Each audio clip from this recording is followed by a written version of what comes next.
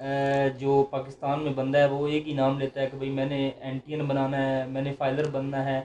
तो मुझे आप काइंडली ये बताएं कि ये एनटीएन और फाइलर में फ़र्क क्या है, ये होता क्या है, एनटीएन क्या होता है और फाइलर क्या होता है? जी, बहुत अच्छा सवाल है आपका। असल में एनटीएन जो है ये नेशनल टैक्स नंबर होता है हर इंडिविजुअल का, और अब तो गवर्नमेंट ने कानून अमेंडमेंट की है कुछ कुछ साल पहले।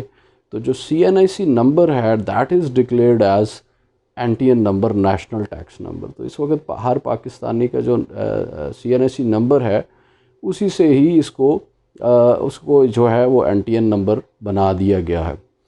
बाकी एक बहुत बड़ी मिसकंसेप्शन है सोसाइटी में, या लैक ऑफ नॉलेज की वजह से कह लें, कि वो लोग अमूमन ये समझते हैं कि शायद हमने एनटीएन नंबर ले लिया है तो हम टैक्स फाइलर भी हो गए हैं। अलबत्ता ऐसा नहीं है।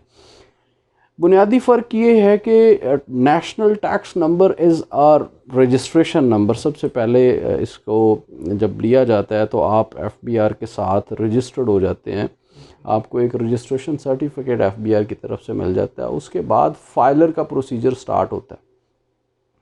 फाइलर आप तब होते हैं अमूमन जिस साल आप फ़र्स्ट टाइम रजिस्ट्रेशन करवाते हैं, तो एफबीआर के सिस्टम के अंदर ये इनबिल्ट चीज़ है कि उस साल आपको फाइलर ऑटोमेटिकली, जितनी भी कंपनीज़ वगैरह हैं उनको तो बना दिया जाता है, लेकिन इंडिविजुअल्स जो हैं उनको टैक्स रिटर्न फाइल करना पड़ती है। यानी कि जिसको आप गोशवारा उर्दू में कहते हैं और इंग्लिश में उसको इनकम टैक्स रिटर्न कहते हैं।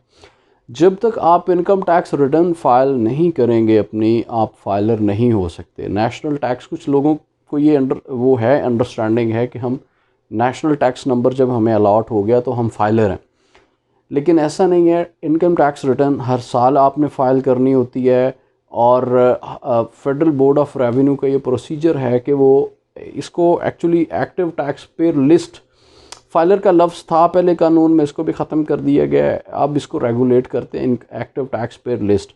यानी कि जो फाइलर होते हैं उनको एक्टिव टैक्स पेयर कहा जाता है, और जो नॉन फाइलर होते हैं उन्हें इनएक्टिव जो है उसका स्टेटस उसे अलॉट होता है। तो ये जिस साल आप रिटर्न फाइल करते हैं वो साल, यानी कि अगर लेट से एक पीरियड इसमें, चूँकि जो फिस्कल ईयर होता है हमारा, वो पाकिस्तान के अंदर जो नॉर्मल टैक्स ईयर है other than special tax year, वो है जुलाई से लेकर नेक्स्ट ईयर जून तक। तो अगर आप लेट से अभी जो चूँकि टैक्स ईयर 2022 है, तो आप 1 जुलाई 2021 से लेके 30 जून 2022 तक अपनी जब रिटर्न फाइल करेंगे, तो आपको फाइलर अगर आपने पहले साल की रिटर्न इस साल फाइल की है तो आप फाइलर नहीं होंगे, क्योंकि फाइलर की जो एक मैकेनिज़्म एफबीआर उसके बैक एंड पे जो चीज़ या लिस्ट एक काम कर रही है, उसको वो हर साल अपडेट करते हैं, और वो जाके नेक्स्ट ईयर के मार्च में फर्स्ट वीक में अपडेट करते हैं। तो यानी कि अगर आपने इमीडिएटली आज की तारीख़ में, यानी कि अब दिसंबर है, आज आज 3 दिसंबर है, तो अगर आज आप फाइलर आज होना चाहते हैं तो आपको 2 साल की रिटर्न फाइल करना पड़ेगी। यानी कि आपको टैक्स ईयर 2021 की रिटर्न भी फाइल करना पड़ेगी और टैक्स ईयर 2022 की रिटर्न भी फाइल करना पड़ेगी।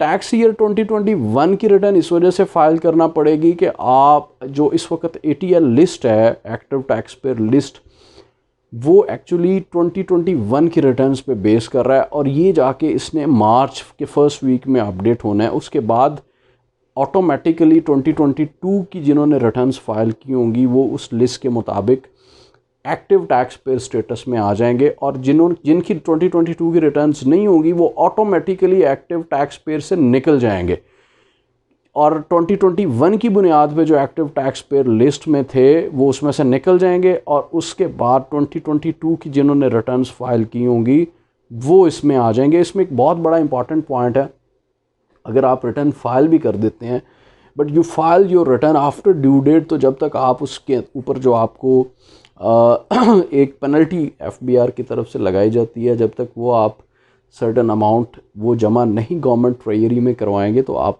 एक्टिव टैक्स पेयर लिस्ट यानी कि फाइलर स्टेटस आपका नहीं होगा। बिल्कुल ठीक। अच्छा मियाँ साहब, आप ये बताएं कि जो